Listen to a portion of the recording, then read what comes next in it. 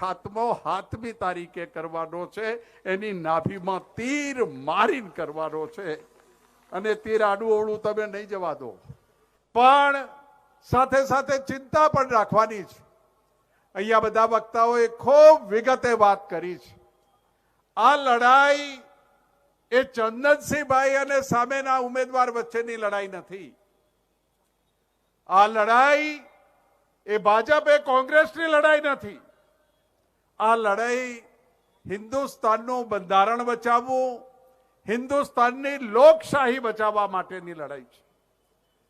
તમે આજે બધાએ પેપર વાંચ્યું હશે. મેં ક્યાંક વાંચ્યું અને મને વોટ્સઅપમાં શક્તિસિંહભાઈ કોકે મોકલ્યું કે જાહેરનામું બહાર પડ્યું, કોઈ પણ જગ્યાએ વિરોધ કરવા માટે તમે ભેગા નહીં થઈ શકો, કોઈનો વિરોધ નહીં કરી શકો, કોઈ પ્લે કાર્ડ લઈને તમે ઉભા નહીં રહી શકો, કોઈ કાળા વાવટા નહીં ફરકાઈ શકે. આવું જાહેરનામું બહાર પડ્યું. આ લોકશાહી છે કે તાનાશાહી છે? આ દેશમાં લોકશાહી હોય તો સરકારની સામે આક્રોશ હોય તો વિરોધ કરવાની પ્રજાને અધિકાર છે. આ દેશમાં લોકશાહી હોય, સરકાર જે બેઠી હોય એને સવાલો કરવાના હોય તો એ સવાલો કરવાનો અધિકાર પ્રજાને છે. એ અધિકાર પણ છીનવી રહ્યા છે. અહીંયા મુખ્યમંત્રી કેટલી વાર આવ્યા છે. એ મુખ્યમંત્રી આવવાના હોય અને અમારા ગેમરભાઈ હોય પ્રમુખ તરીકે, અમારા બાબુજી હોય પ્રમુખ તરીકે, કે શંકરજી ઠાકોર હોય, કે અમારા ધારાસભ્ય હોય કિરીટભાઈ, કે ભાઈ દિનેશભાઈ, કે અમૃતજી, અમારા પૂર્વ ધારાસભ્ય બળદેવજી હોય, કે ઇન્દુબા હોય, કે ભાઈ રઘુભાઈ જેવા હોય, એમ કે અમારા પ્રશ્નોની રજૂઆત કરવા માટે કાલે મુખ્યમંત્રીને અમે આવેદન પત્ર આપવા જઈશું. આટલું બોલ્યા નથી. મુખ્યમંત્રી આવવાના હોય એની આગળની રાતથી બધા નજર કેદ કરે છે કે નથી કરતા? અહીં સમીના જેટલા બેઠા હોય એટલા હાથ ઊંચો કરજો. સમી તારાનગર, રઘુભાઈ, દિનેશભાઈ, શક્તિભાઈ, 2,000 વીઘા જમીન જેટ્રોફાના વાવેતરના નામે એક પ્રાઇવેટ કંપનીને આપી દીધી છે. એની લડાઈ લડ્યા, પણ હાથબારના ઉતારામાં આજે જેટ્રોફા કંપની છે, તમે નથી. આ વખતે ભાજપની સરકાર બની તો શું થાય? સમીના સારા ગામમાં જે દેશી કપાસ પાકે છે એ ગામો નક્કી કરી અને સરકાર ઓર્ડર કરશે. આટલા ગામોની દેશી કપાસ પકવતી જમીન સરકારે એક્વાયર કરી છે. ખેડૂતને વીઘે 150 રૂપિયા આલીશું, ખેડૂતને ખેતરમાં જવાની મનાઈ. આ જમીન કોના નામે? અદાણીના નામે. આ જમીન કોના નામે? અંબાણીના નામે. કોઈ સારી જમીન હશે ગાજર પકવતી, તો એ ગાજર પકવતી જે તાલુકાની જેટલી જમીનો હશે એને સરકાર લઈ લેશે અને સરસ મજાના ફ્રૂટ ની કંપની વાળાને આપશે અને હાથબારમાંથી તમારે જતું રહેવાનું. આ દૂધની ડેરીઓ, આ તમારી ખેત ઉત્પાદન મંડળીઓ, આ બધું મોટા વેપારીઓ જોડે જવાનું છે. વેપારીઓ જોડે જવાનું છે. તમારું ઉત્પાદન જ્યારે બજારમાં આવે ત્યારે ભાવ ઓછા, અને એ જે દાડે બજારમાં આવી ગયું વેચવાનું થાય ભાવ ડબલ.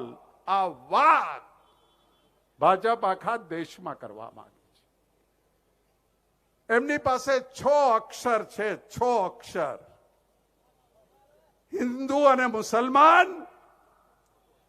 બીજા 2 અક્ષર છે મંદિર ને મસ્જિદ, અને ત્રીજા 2 અક્ષર છે હિન્દુસ્તાન ને પાકિસ્તાન.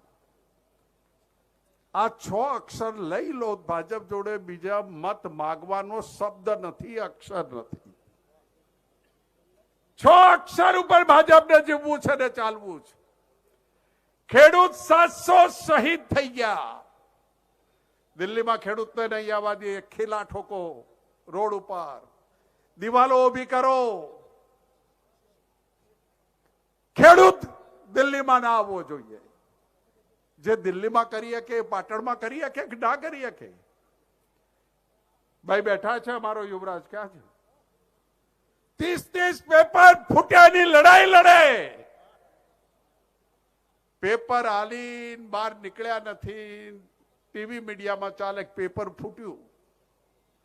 તમારા મારા દીકરા દીકરીઓ સરકારી નોકરીમાં તલાટી બનવા, પોલીસ બનવા, ગ્રામ સેવકની નોકરી લેવા, શિક્ષિકા બનવા, નાની નાની નોકરીઓ લેવા માટે ગામડામાંથી પાટણ આવે. પાટણ બરાબર ના ફાવે તો ગાંધીનગર 6-12 મહિના રહે.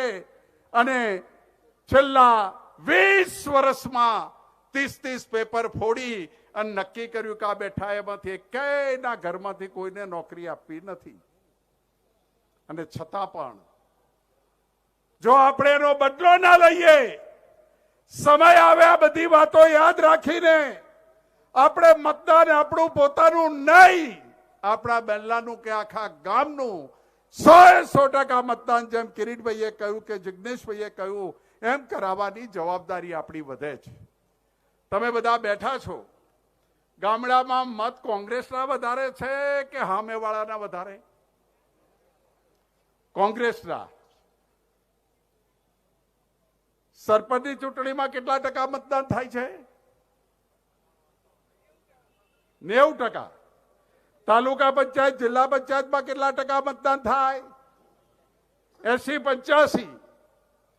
ધારાસભામાં કેટલા ટકા મતદાન થાય? 60-65.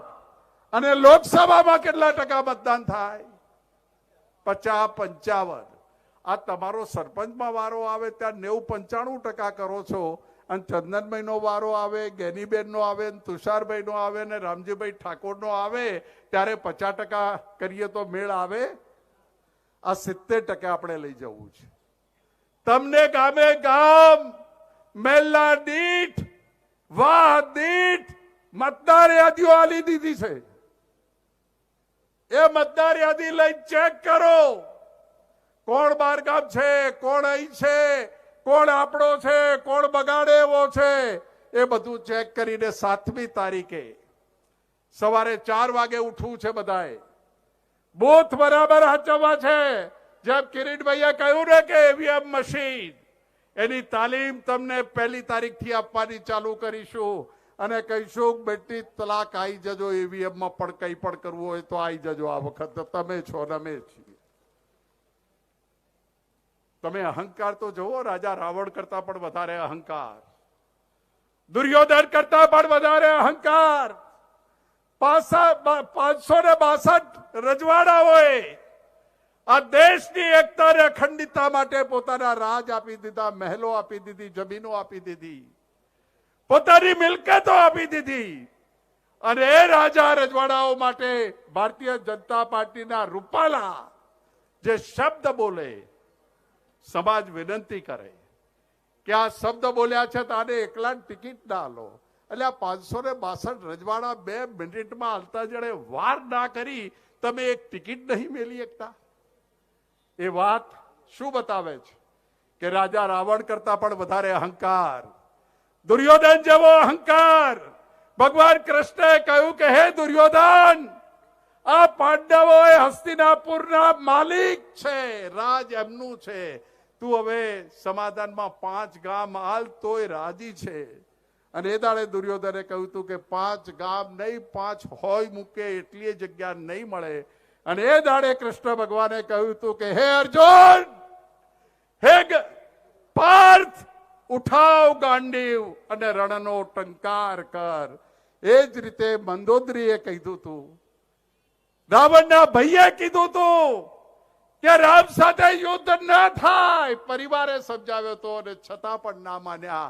એ જે અંત હતો દુર્યોધનનો ને રાવણનો, એ વંશ, એ વિચારધારા આજે બેઠી છે, એનો ખાત્મો 7મી તારીખે કરવાનો છે.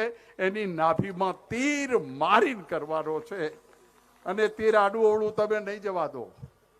નાભીમાં કચાઈને તીર મારશો, મતના અધિકારનો ઉપયોગ કરીને 100% તમે મતદાન કરશો એ જ વિનંતી સાથે ચંદનભાઈને ખૂબ શુભેચ્છાઓ પાઠવું છું.